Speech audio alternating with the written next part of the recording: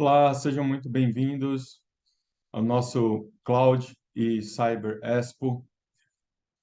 Obrigado pela presença de vocês todos. Meu nome é Bruno Guerreiro. Vou conversar um pouquinho com vocês hoje sobre 10 mitos de cibersegurança que nós ouvimos e discutimos bastante nesse nosso ecossistema digital. Bom, vou começar um pouquinho me apresentando. Eu sou o CTO da Cyberscopic. Cyberscopic é uma empresa focada em segurança da informação e cybersecurity para pequenas e médias empresas. Então, ofertas de serviços e tecnologia que sejam custo acessível, sem deixar de lado a qualidade da segurança da informação dos nossos clientes. Então, eu sou executivo de segurança há mais de 15 anos, hoje atuando como CTO da Cyberscopic. Atuo também em diversos projetos de segurança comunitária, como o SOC Brasil e OpenCTI Brasil, que atuamos aqui na nossa América Latina, inclui comunicações também com a Europa, com Norte América. Ficam meus contatos, caso vocês queiram entrar em contato por e-mail, LinkedIn, Twitter. Estou à disposição para a gente trocar bastante figurinha no nosso mercado digital. Bom, vamos conversar um pouco sobre esses mitos, né? Então, um dos principais temas que a gente acaba discutindo ou encontrando no mercado, principalmente no mercado de adopters, de empresas que estão iniciando o processo de entrada no ecossistema digital, na entrada no ecossistema cibernético, é de que eu não preciso de segurança porque eu nunca tive um ataque, né? Então, esse é um mito, né? Porque algumas informações dos ataques cibernéticos ou das empresas que pesquisam ataques cibernéticos vão deixar a gente de cabelo em pé ao longo desse processo, né? Então, você pode não ter tido um ataque cibernético ainda, né? Ou ainda que você saiba que teve esse ataque cibernético.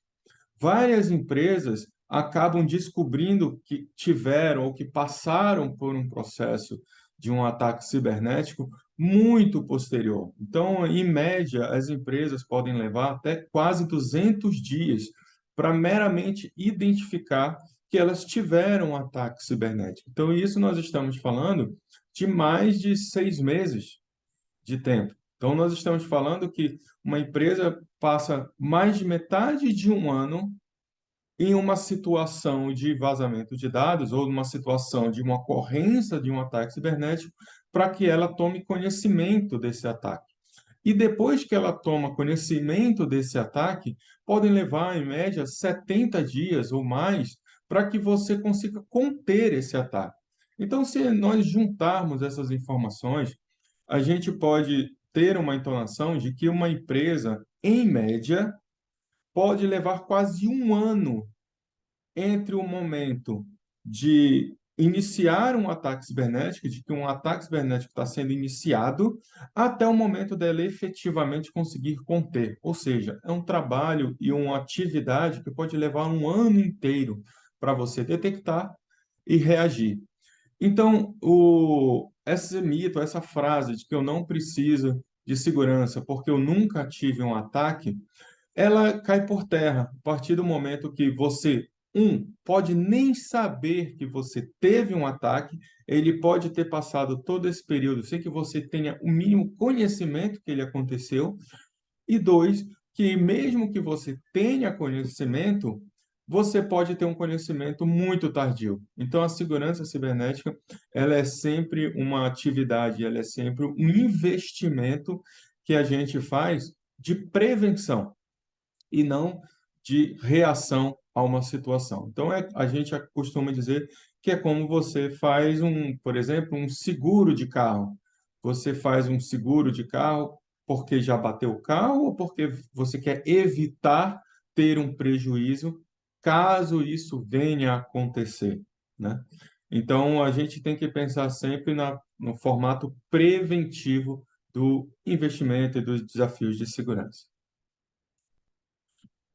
Um segundo mito que é interessante também a gente discutir é o mito de que os hackers ou os atacantes cibernéticos não visam pequenas empresas ou não visam empresas individuais ou uma pessoa física, uma pessoa individual. Isso também é um mito.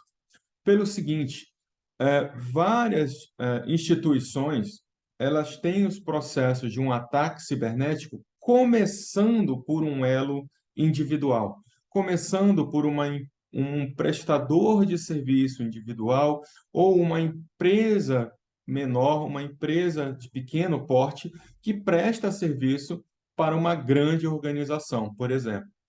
Isso nós chamamos de ataque no formato de cadeia de suprimentos. Então, uma grande empresa, né, vamos chamar aqui da Enterprise 1, no nosso desenho, ela acaba tendo toda a sua segurança colocada em xeque, sua segurança em risco, por causa de uma empresa de menor porte ou de uma pessoa física individual que não teve o devido cuidado. Então, um estudo da Verizon também traz que 62% dos incidentes ocorreram por meio de um parceiro de uma determinada organização, e não que foi um ataque ou um incidente diretamente direcionado para aquela instituição, no caso aqui, um exemplo da Enterprise 1, né, ou mesmo a Enterprise 2.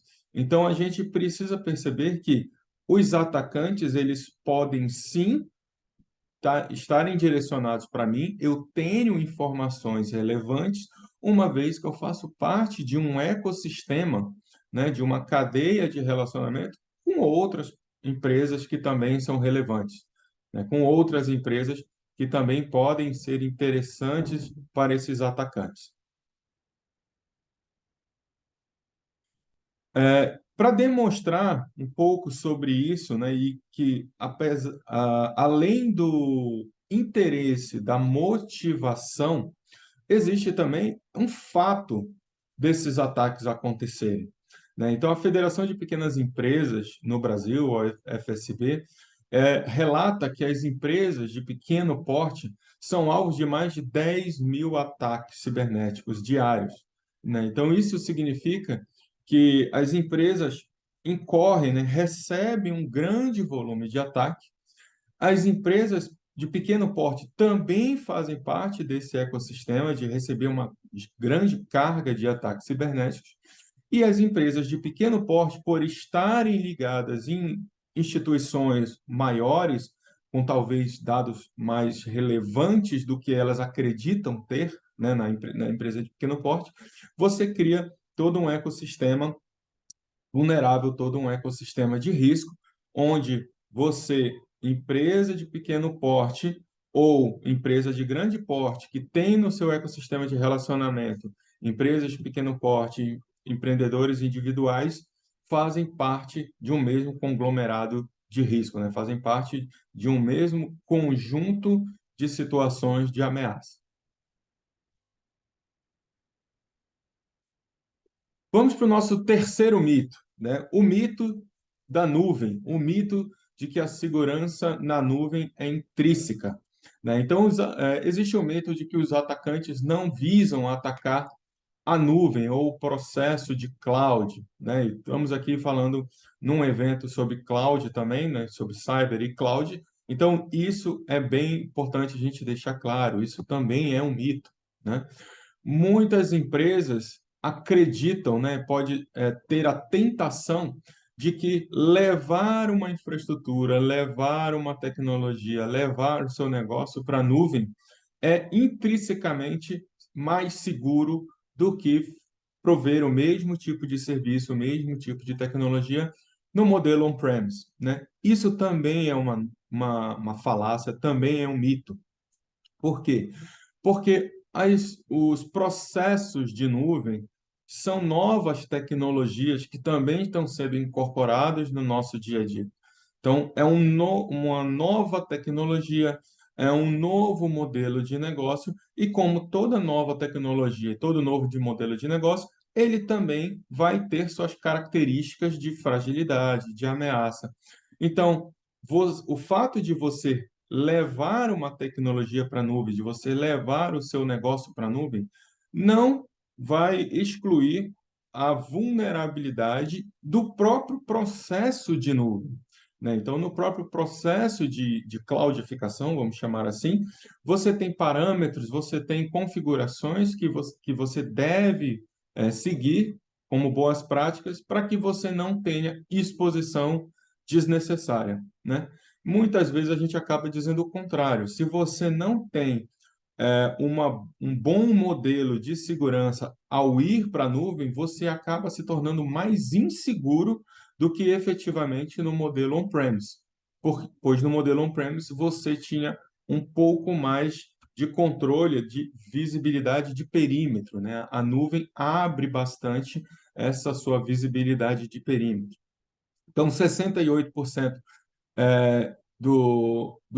nesse cinco principais, né, tópicos do World Economic Forum sobre a utilização de cloud, de todos os incidentes que eles investigaram, 68% deles estavam relacionados a alguma configuração errônea de segurança na cloud, né?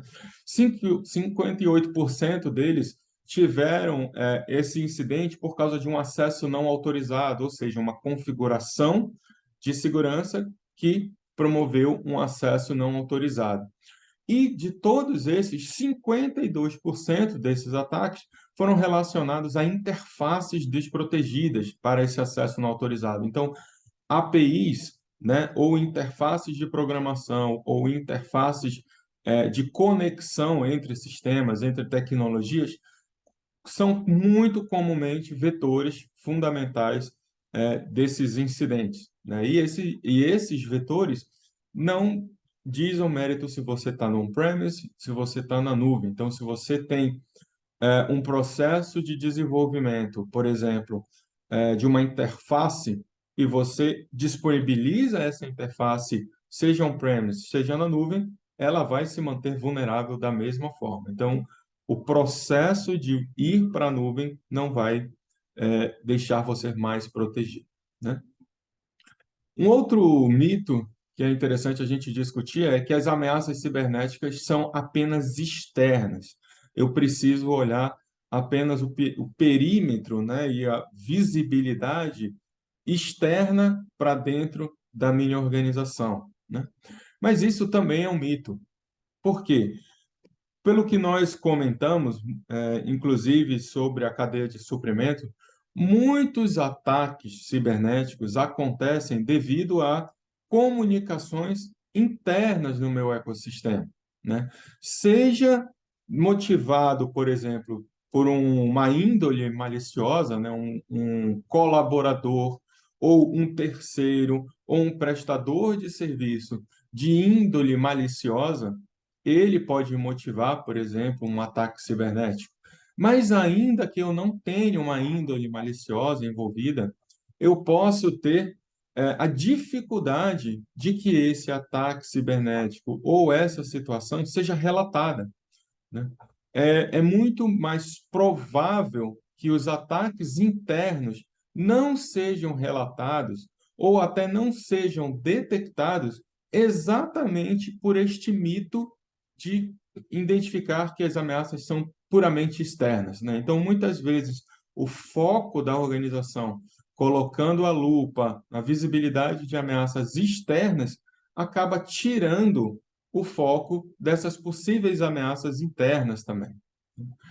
Outra informação importante é que de vários vazamentos de dados que aconteceram e foram estudados, por exemplo, no DBIR, que a gente vai ver aqui, 40% deles é, utilizaram-se, por exemplo, de ferramentas tradicionais de compartilhamento de desktop, né?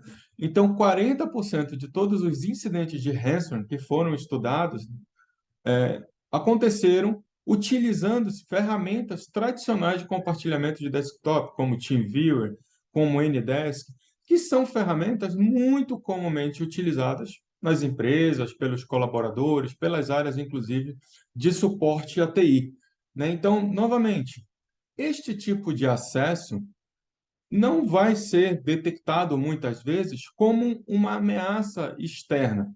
Por quê? Porque é um software que é tradicionalmente utilizado pela empresa que um usuário pode ter baixado, né? Então, o início do ataque se iniciou, né, o processo do ataque se iniciou através de um movimento interno, onde o colaborador, por exemplo, instalou esse determinado software, a área de TI instalou esse determinado software, mas esse software não foi protegido de uma maneira adequada, por exemplo, e acabou sendo acessado ou por uma pessoa de índole maliciosa dentro da organização ou até por um hacker, por um atacante externo, tá bom? Com essas informações, foi percebido também no DBIR que 30%, um aumento de 30% do uso de credenciais roubadas, ou seja, as credenciais dos colaboradores para acessar um e-mail, para acessar uma VPN, para acessar uma aplicação que seja crítica, que esteja disponível, têm sido comumente roubadas e utilizadas nesses ataques.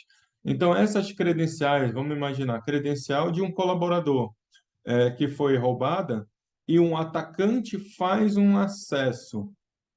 Usando essa credencial, por exemplo, não vai trazer uma visibilidade, por exemplo, de uma ameaça externa, né? Você não está lidando com uma situação onde um atacante está explorando uma aplicação sua, por exemplo, pública, mas não, ele está fazendo um acesso do ponto de vista sistêmico legítimo.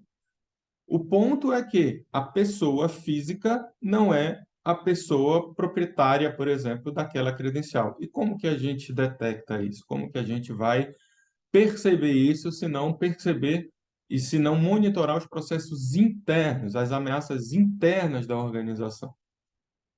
Bom, outro mito sobre cloud, né? Como a gente falou, os atacantes não focam, por exemplo, em infraestruturas de cloud. Junto com isso, existe um mito que, mesmo que os atacantes foquem em infraestrutura, foquem em processos de nuvem, os fornecedores de nuvem me protegem quando eu levo minha infraestrutura para a nuvem, quando eu levo minha aplicação para a nuvem, faz parte da nuvem oferecer segurança para as minhas aplicações. Isto também é um mito, né?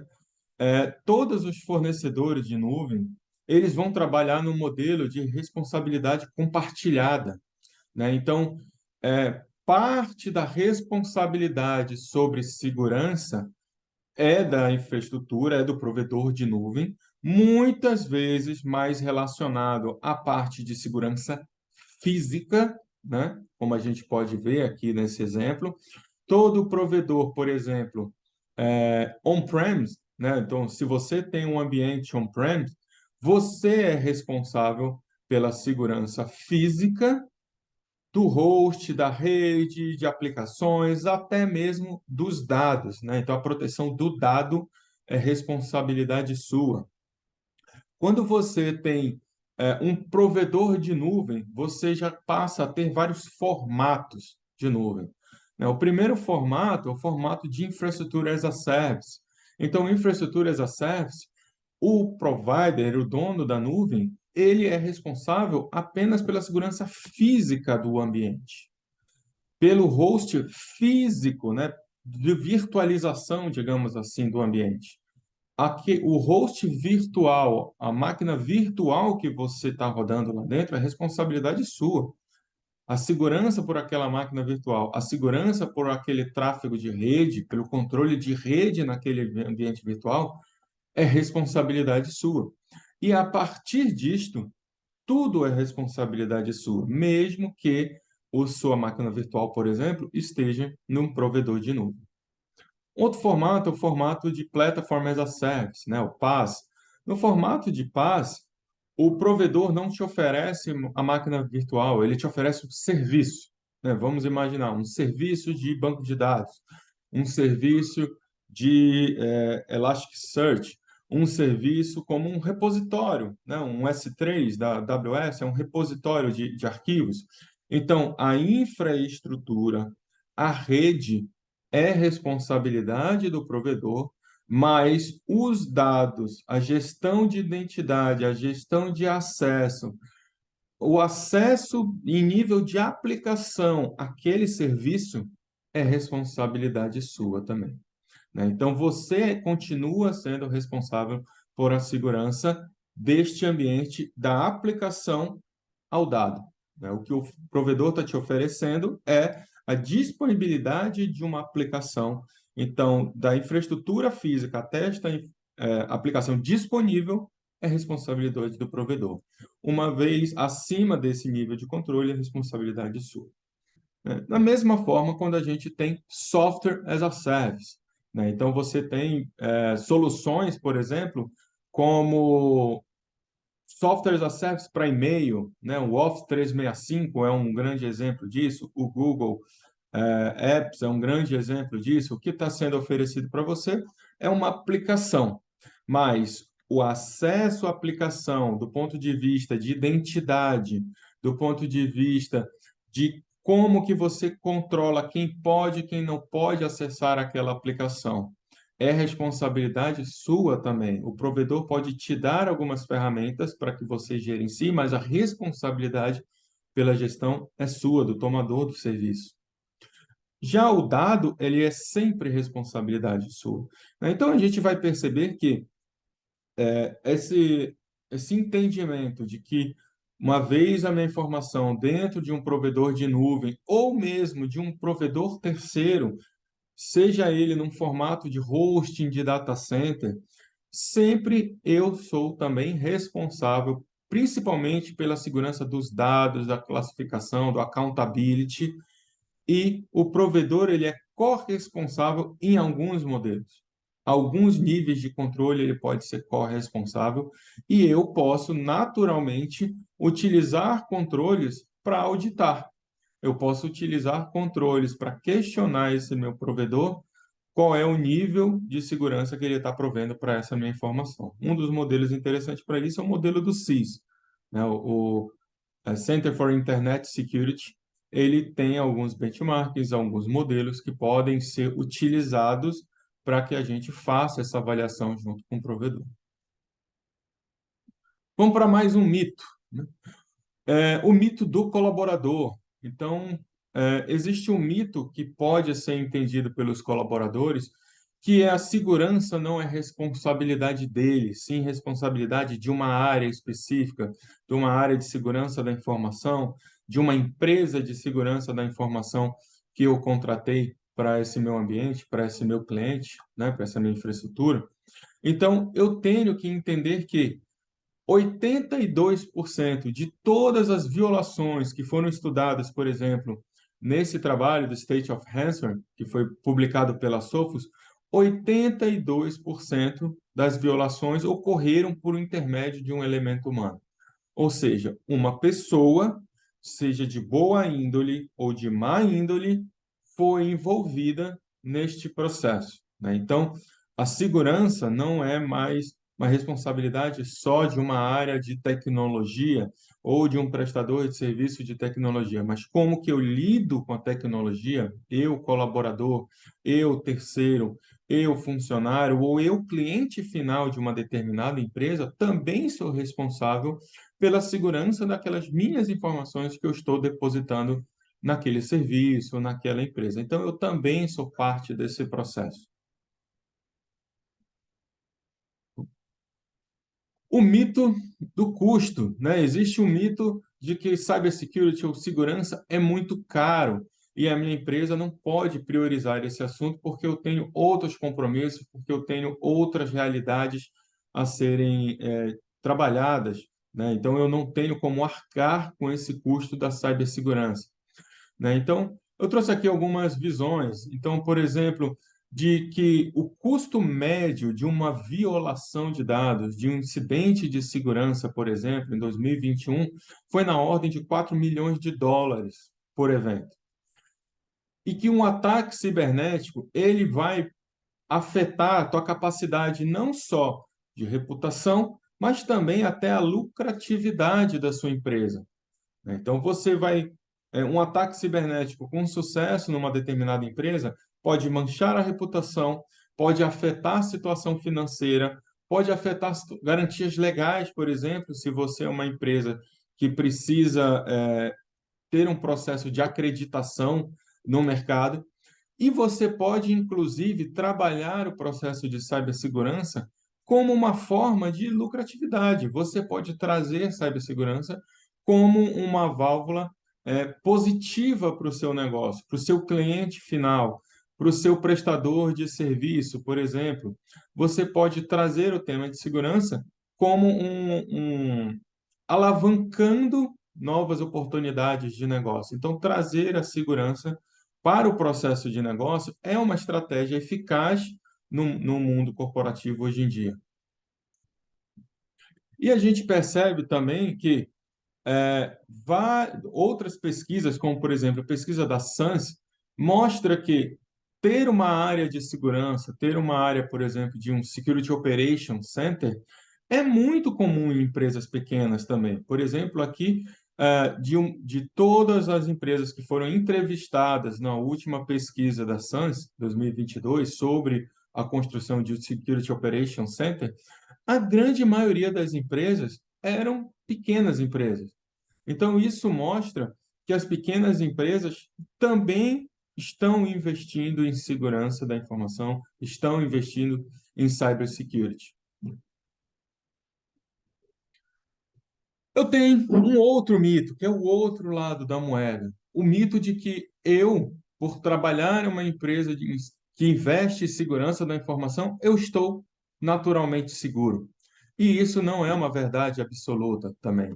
Nós vamos ver, por exemplo, no relatório do State of Ransomware, da Sophos, que as empresas de tecnologia, de IT, as empresas de mídia, por exemplo, que são naturalmente empresas de grande investimento em tecnologia, grande investimento em segurança da informação, elas foram as empresas que mais tiveram ataques, que mais tiveram incidentes relacionados a ransomware.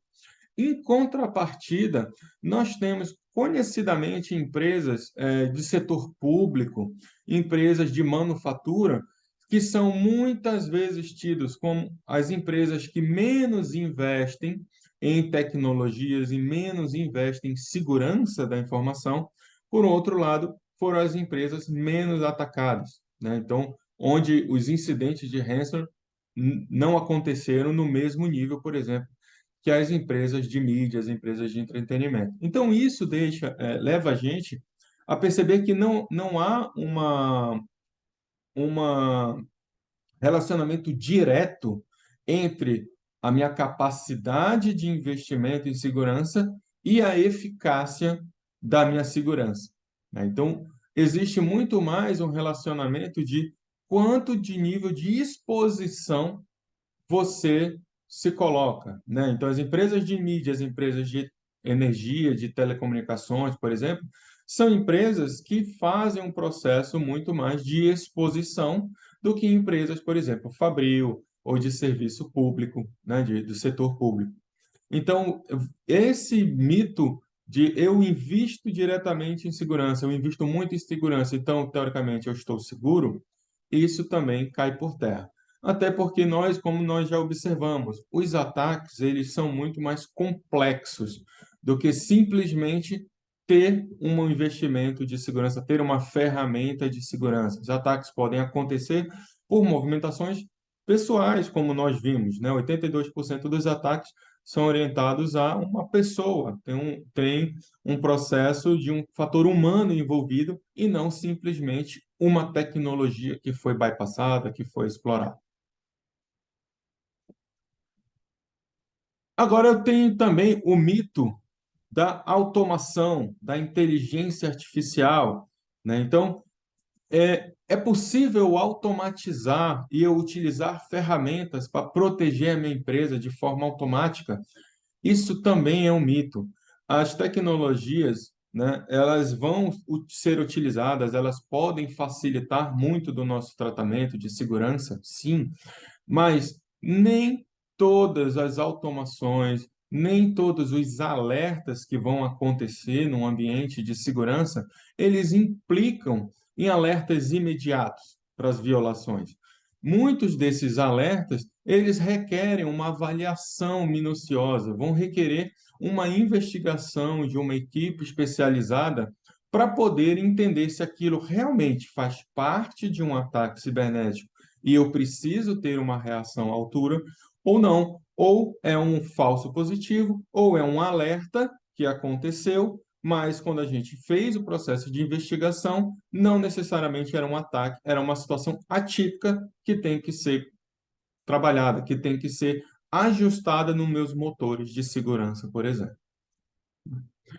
E além disso, a automação, ela nunca vai conseguir sobrepujar, por exemplo, a habilidade de um analista do ponto de vista de mitigação ou de investigação. Então, ainda é natural a gente precisar de um conhecimento, de um que a gente chama pulo do gato, uma forma diferente de ver as coisas para que eu possa identificar com clareza um incidente cibernético e tomar uma ação sobre esse incidente cibernético, né? E as automações ainda trazem riscos.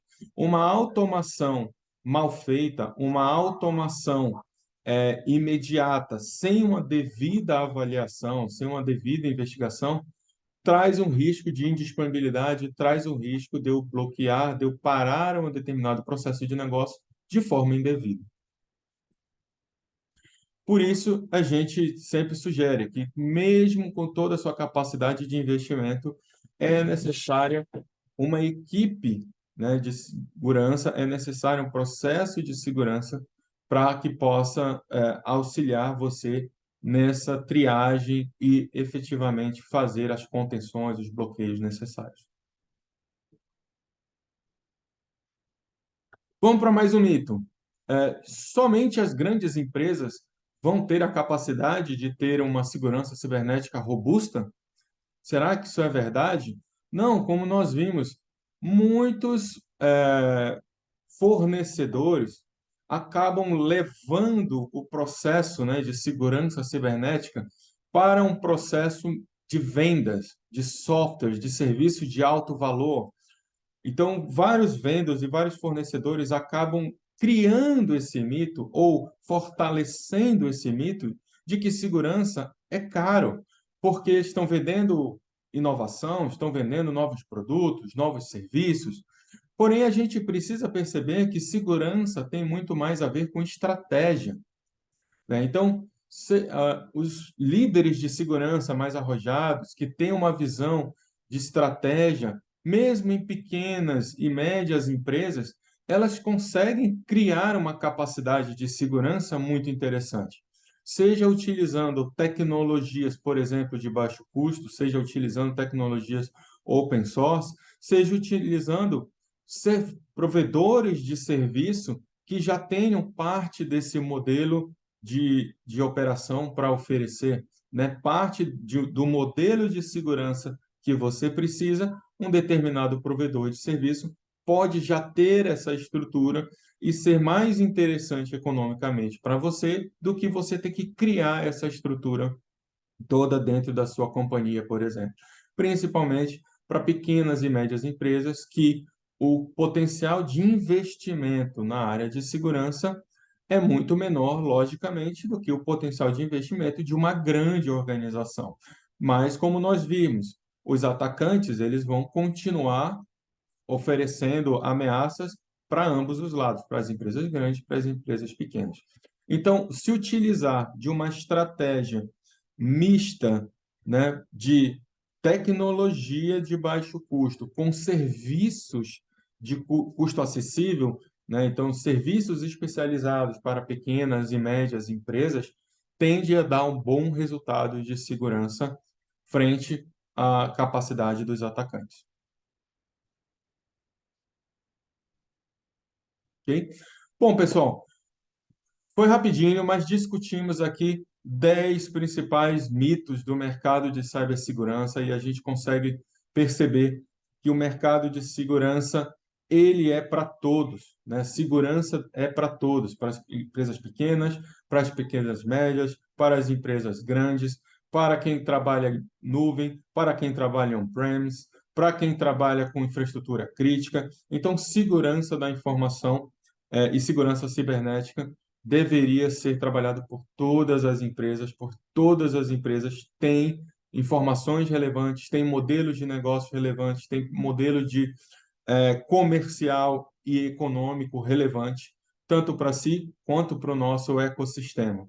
Então, muito obrigado pela participação de vocês, obrigado a todo o time Cyber Cloud Expo pelo convite. Fica aqui meu convite para vocês conhecerem a Cyberscope, www.cyberscope.com, conhecer o nosso trabalho, conhecer o nosso serviço, e eu fico à disposição para vocês nos próximos dias, tá bom? Obrigado, até logo.